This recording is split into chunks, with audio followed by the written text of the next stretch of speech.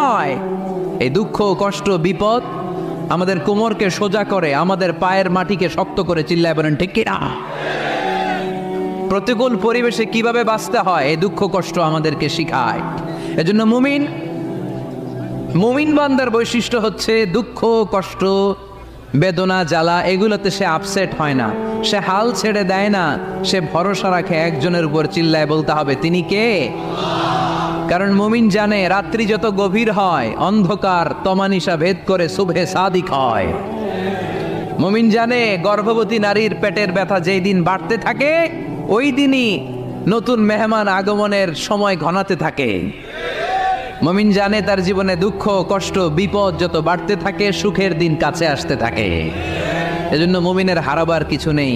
ইন্না মাআল উসরি ইউসরা, ইন্না মাআল উসরি ইউসরা। নবী হে, কষ্টের পরেই আছে আনন্দ, দুঃখের পরে